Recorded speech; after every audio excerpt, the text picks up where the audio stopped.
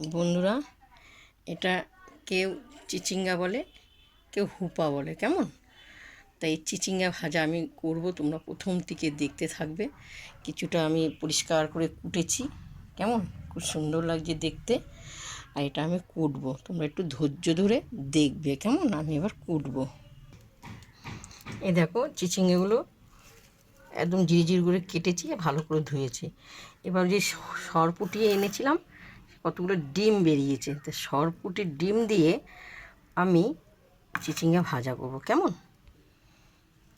তেলটা গরম হয়ে গেছে, আমি কালো জিরে দিলাম, দিয়ে এই যে কাঁচা লঙ্কা চিড়ে দেওয়া হলো, ফুটবে।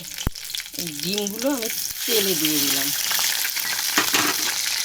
তেলে নেড়ে চেড়ে আমি ভাজবো। এরপর স্বাদ মতন নুন আর হলুদ স্বাদ মতন দিয়ে দিলাম, হ্যাঁ। ভালো করে দেখো, খুব সুন্দর, ডিমগুলো অপূর্ব। তোমরা চিচিঙ্গা চিংড়ি মাছ দিয়ে ভাজা খাও, বা মাছের ঝোলও খাওয়া যায়, খুব সুন্দর লাগে ভাজাটা।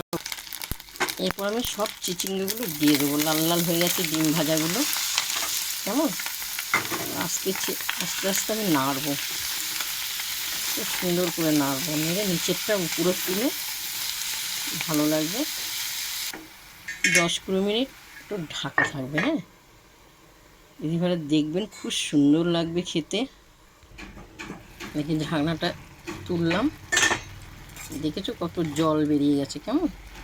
একটু টাইম লাগবে, আর একটু ঢেকে দিলাম, কেমন? একটু ঢাকা হোক 10-15 মিনিট।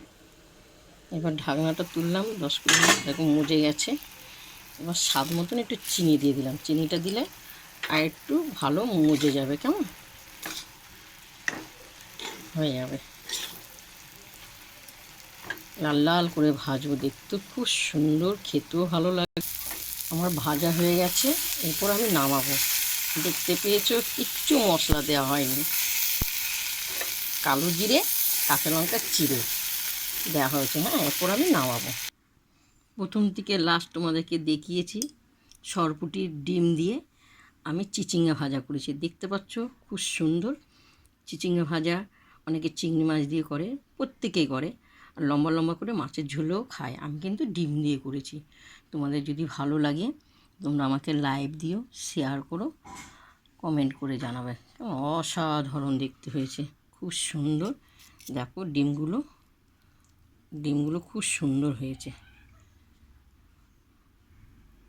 খেতে বসবো, দিদিভাইরা, দাদারা, বা ছোট ছোট ভাইরা, বৌমারা, সবাই এসো। অসাধারণ রান্নার রেসিপিটা খুবই সুন্দর হয়েছে, দেখতেও ভালো লাগছে।